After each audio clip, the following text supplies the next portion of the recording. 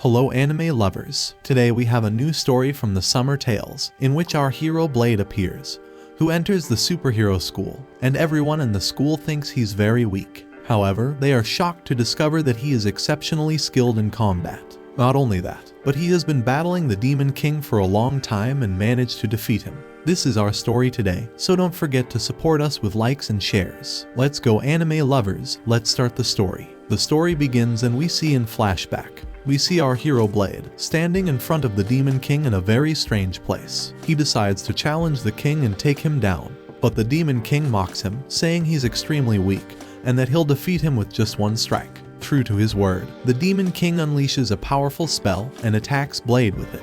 But Blade quickly conjures a small brick and blocks the attack, stopping the Demon King's assault. Here the Demon King is astonished and admits that he didn't believe Blade possessed such strength. In the end, an intense and powerful battle ensues between them. After that, we see both of them exhausted, and they come close to each other, and each plunges a sword into the other's abdomen. We then witness Blade, who has fallen to the ground, but he's smiling and says, "Finally I succeeded." After some time, we see a massive group of students entering an academy called Rosewood.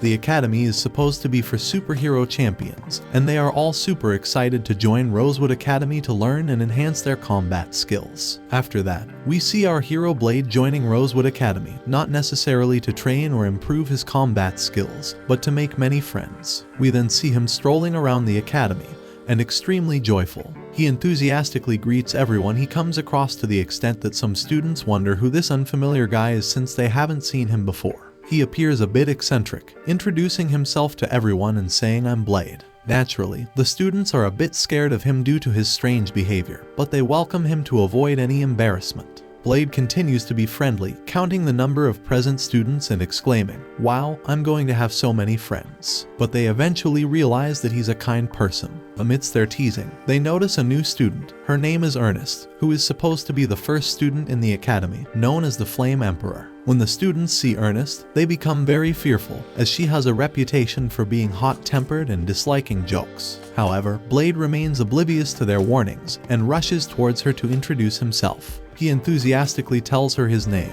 and she responds with irritation, questioning who he is and expressing that she doesn't know him. Another student intervenes, apologizing to Ernest-sama and explaining that Blade is a new student who just joined them on the first day. Ernest insists that nobody should address her with titles and asserts that they are all students and should be treated equally. The students apologize, and Blade explains that he was standing with them to get to know everyone because this is his first day at the academy. Blade asks her to take him to the academy headmaster's office, but she becomes very annoyed with him and takes him in front of the academy headmaster's door. She asks permission to enter and tells him that I have an ugly student and he is coming to complain to you about me. They enter the office, where Ernest is surprised to see the king instead of the headmaster. She bows before him, but Blade casually walks forward. She asks the king to forgive Blade's rudeness, and the king recognizes her, knowing she is the top student. He informs them that he will be acting as the new headmaster, causing Ernest to fangirl over him. But he asks her to leave, saying he wants to talk to Blade in private. Ernest becomes upset, wondering how Blade is so friendly with the king. And the king wants to restore Blade's powers as a great hero. Blade just wants to be an ordinary guy, saying the Demon King is gone, so he is no longer needed. But the king insists on helping him restore his powers, calling him the great hero. At the training area, Ernest is surprised to see Blade, saying they're having an advanced class, but Blade states that he already took the exams for the lower class, and he was told to join them. She accuses him of using underhanded methods to join the advanced class, saying he shouldn't even be in the academy because of his half-hearted resolve, but Blade tells her that he's dead serious about making friends in the school.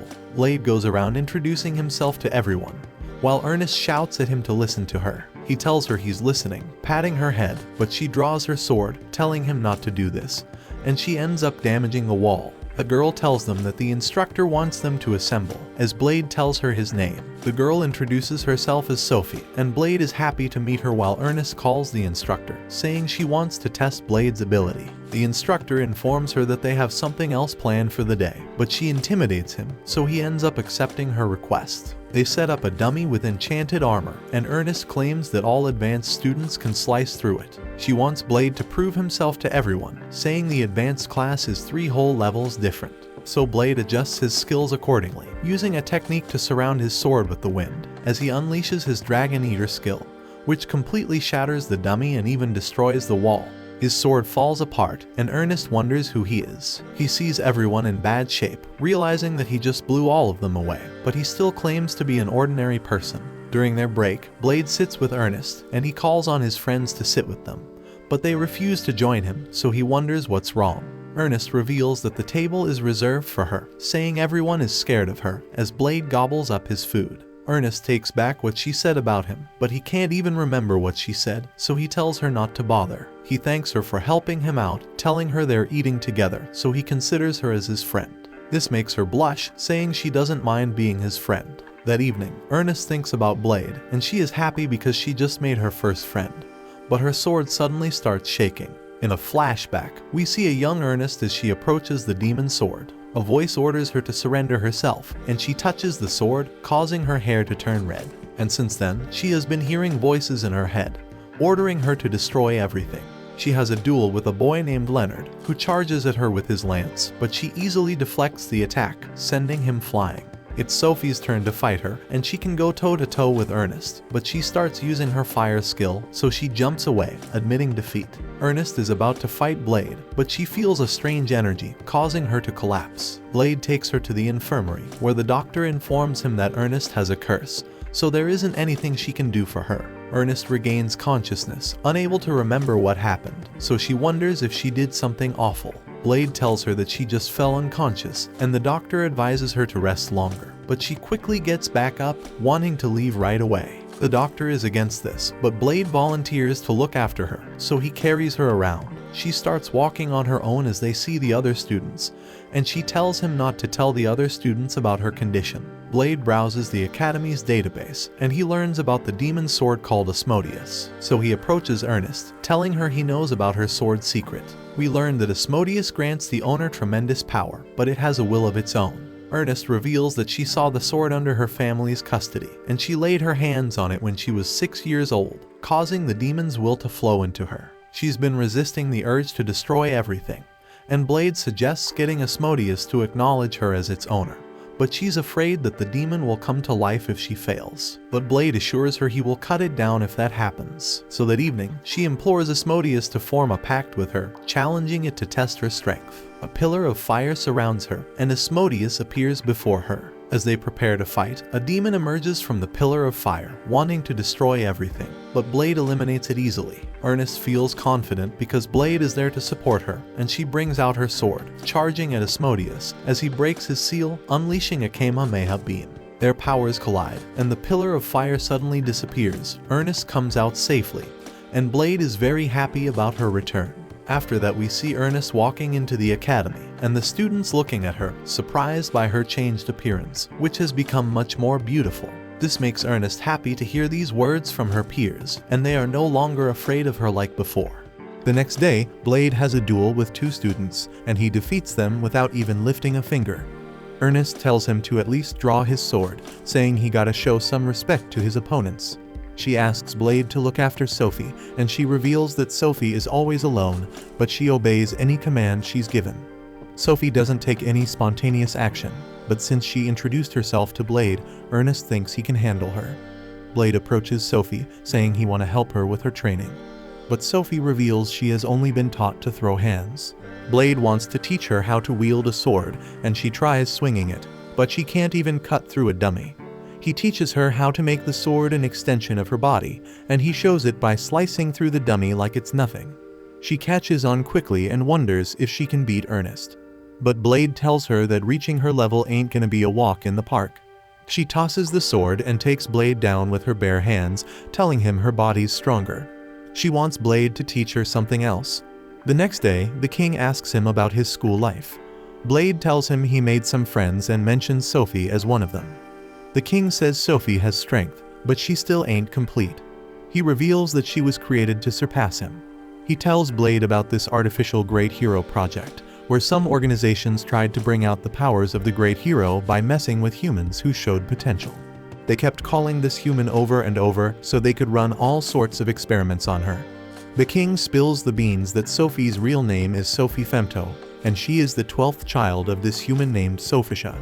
They straight up treated her like some object while they were experimenting on her, and that got Blade all riled up. But the king tells him not to stress because he already shut down that organization.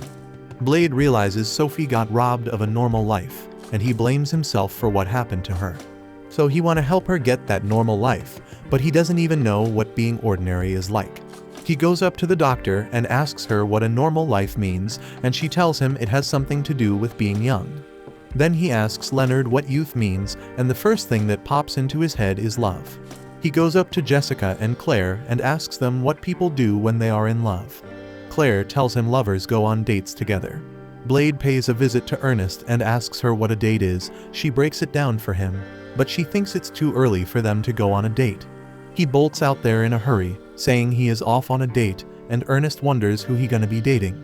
Blade barges into the ladies' dressing room and asks a butt-naked Sophie if she wanna go on a date with him, and she says yes. Later, we see Blade's friends spying on him as he meets up with Sophie, who doesn't know anything about dates. Blade tells her to leave everything to him and gives her a detailed schedule of what they're gonna do on their date. But Sophie points out they already running late, so he starts freaking out, wondering what they're gonna do. Sophie tells him they just gotta start moving, and they have a good time together while Blade's friends keep on spying on them. They reach an arcade where they play a punching game and they end up breaking the machines. Blade's crew offers to cover the cost though. They share a tropical drink, cheeks touching as they sip it. Ernest can't handle watching them and calls them dirty animals, so her crew hooks her up with a parfait and she loves it. But while she chows down, they realize the duo has disappeared. Blade peeps their plan and realizes they're running late, but Sophie tells him not to stress because they can take a shortcut. They straight up scale the wall and start jumping through the sky, leaping all over town to get to their destination. They arrive at this legendary fountain, and Sophie spills the beans that she had a blast with him. She asks Blade why he is doing all this, and he tells her it's because they are friends. Sophie thinks friends shouldn't keep secrets, so she tells him she ain't a regular human because she is an incomplete test subject made to be an artificial hero. She reveals that she has artificial great hero powers, and she displays this by warping the railing, saying she can alter the laws of physics. But she admits she ain't got full control over it. She can also jack up her body weight, but she tends to go overboard, and she can even freeze time for like 10 seconds. Sophie reveals she is the final model of this artificial hero project, and even though she is considered a success, she still has her limits. Blade wanna keep it real with her, so he tells her he used to be the great hero, which blows her mind. He apologizes for what went down with her and tells her she got every right to be mad because he sees the great hero's power as a damn curse. Blade explains he never wanted to be the great hero, but he had no choice because folks told him he could save everyone with his powers, which popped up when he was just 3 years old. Ever since then, he has been fighting like crazy, putting his life on the line for everyone. But even with all that, he couldn't save every single person, and that made folks hella pissed because it was his damn duty as the great hero to protect them. Blade starts crying, but Sophie wraps her arms around him, telling him to be proud because he straight up saved lives. And she is actually proud of being created as an artificial great hero, wanting to be just like him. Blade decides he ain't gonna let his past as the great hero mess with him anymore. They make a promise to keep his identity on the down low. The next day, the friends dine together, and Ernest tells Blade about the magical beast that the king brought to the school. When suddenly, the ground starts shaking, a dragon appears in the academy, causing the soldiers to panic. Blade strolls in all cool, holding onto a plate, while the dragon roars at him. He takes to the air, throwing punches at the dragon. He knocks it down and feeds it some grub.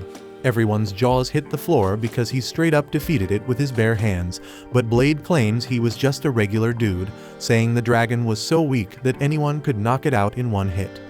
The dragon transforms into a girl who hugs Blade, calling him her dad. Blade says he's gonna find her real parents as he starts searching for the dragon, but Sophie tells him she saw it transform, and the girl's true form is the dragon, leaving him shaken. The girl wants to play with him and keeps on calling him her dad, and Blade wonders what the heck he should do. Later that evening, Blade helps the girl take a bath, and we find out he named her Coop. Ernest walks in on them and damn near has a heart attack seeing him in the tub. Blade asks her if she learned anything, and she tells him that magical beasts like dragons look for strength. If you beat them, their body might be toast, but their soul sticks around and take the form of the stronger being that defeated them. Blade wonders if a dragon can take a human form if a human beats it, asking Ernest if Coop got defeated by a human in her past life. Ernest asks him if he named the girl Coop, and the girl reveals herself, saying she likes her name. Ernest gets all pissed off, calling Blade a perv as she stomps on his face and bounces out of the room. The next day, Ernest stares at Blade as he feeds Coop. Coop reveals that she can feed herself, but she wants to be fed by Blade because it makes the food taste better. Claire tries to feed Coop, but she shuts her down, saying she doesn't want to be friends with weaklings. She wants Blade's full attention, demanding good morning smooches and meals from him. She tells Blade he is spending too much time checking out women's bodies, calling it unacceptable, and that shocks his crew. They ask him if he has been ogling them, but he acting clueless, saying he has no idea what they're talking about. They all think he is guilty as hell, so they start treating him like trash, leaving him out of their training sessions. Blade spots Coop walking around the training area, so he calls out to her and she joins him there. Just then, his crew rolls up, asking him to teach them because they joined the advanced class. Jessica wants to specialize in espionage, which happens to be Sophie's thing, so Blade tells her to train with Sophie. They were about to start their training, but all of a sudden, Coop straight up disappeared and Blade wondered where the hell she went. We see Coop walking around the academy and she sees a group of students training. They notice her and ask if she want to join in, but she straight up tells them they ain't even on her level and darts off. Coop ends up bumping into Blade, complaining about being hungry. So Blade hooks her up with some grub. While Coop is asleep, Blade talks to Ernest, telling her that dragons are tormented by their parents after they're born, so dragons recognize the first stronger being they encounter as their parent. Blade figures Coop has been alone since day one, so if he stops acting like her parent, she gonna be truly alone. Ernest realizes he ain't playing around when he decides to take care of her, and she hollers at Sophie, who has been listening in on their convo. Ernest shares how she bumped into Sophie while heading to Blade's room, showing she has been worried. Blade assures Sophie that things going smoothly, and they all head back to their rooms, but Blade notices Coop ain't there. He finds her sitting on the roof, where she reveals that the moons calm her down. Coop sees the big moon as the parent and the small moon as the child, saying she used to stare at them back when she was all alone in the wasteland. Blade asks Coop if she want to make friends, but she shuts it down, saying dragons are better than humans, so she ain't looking to hang with them. She tells Blade he is the only one she needs. The next day, Blade asks the king to watch over Coop, but she ain't feeling being around the king, so she busts out of the room. Blade starts looking for her and finds her in a room playing with dolls, imagining they are the students at the academy. She names them all, pretending they are her friends, and that hits Blade right in the feels. He starts banging his head against the wall, but Ernest steps in, asking him to spill what's going on. He tells Ernest that Coop needs friends, but he thinks it is impossible because she's looking down on humans, knowing they gotta beat her first. Ernest tells him he can't fix this solo, so she suggests asking for help. They go to the training area where Blade asks for a favor from everyone, telling them to defeat Coop. But the students know this ain't gonna be easy as pie. He pleads with them, and then Ernest drops a bomb, saying she gonna throw it down too. Right at that moment, their classmates show up, saying they are all worried about Coop, and they ask the students to join the fight against her. The students agree, and Coop swoops down from the freaking sky, while the students get ready to throw down.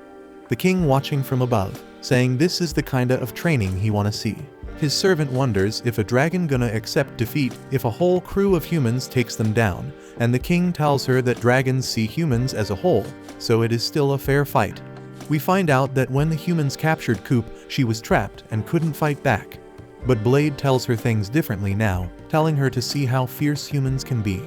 Coop gets ready to blast as Ernest pulls out her sword, telling everyone to gear up for battle.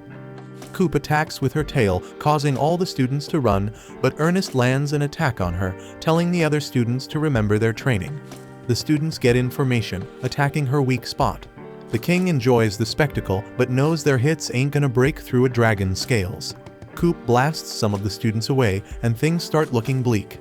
Sophie lands a solid punch on Coop, and Ernest swings her demon sword. The king thinks it ain't enough, but Blade says it was just a diversion. Coop falls into a pit, and the king whines about it not being fair to use traps. Blade argues it's fair game because the trap was set during the fight. Turns out wee Leonard dug the hole while the others were keeping Coop busy. The students charge at Coop and Ernest gears up for another attack. But Asmodeus struggles with the constant use and she tells him to quit being a wimp. She goes for another strike on Coop and Coop tries to fly, but Ernest smacks her right back down. Sophie taps into her gravity powers and lands a decisive blow, and Blade tells Ernest to finish it. Asmodeus powers up and the other students join hands, giving her all their energy. Ernest conjures up a massive flame, delivering the final blow. Coop reverts to her human form and starts crying, thinking she is weak. Blade tells her it ain't about her being weak, but about humans being strong, so she should be friends with them. She asks them all to be friends, and they all happily agree. A few days later, they all chill together at lunch, and the girls took turns playing with Coop, finding her mad cute. Blade notices something off about Ernest, and his crew starts freaking out. They try to act like nothing is wrong, but Blade points out that Ernest looks kinda plump. She was devastated by his comment and bolts, saying they were done. But Blade is clueless about what he did wrong. 3 days later, Blade feels down because Ernest locked herself in her room. He worried they ain't friends anymore, so he want to apologize to her. But his crew mentions he doesn't even know why Ernest is mad at him, so he might just make her even angrier. They decide to roll with him, knocking on her door, but she ain't responding. Jessica picks the lock and they let themselves in. They see Ernest on the floor and they think she's crying, but Coop rushes over to her.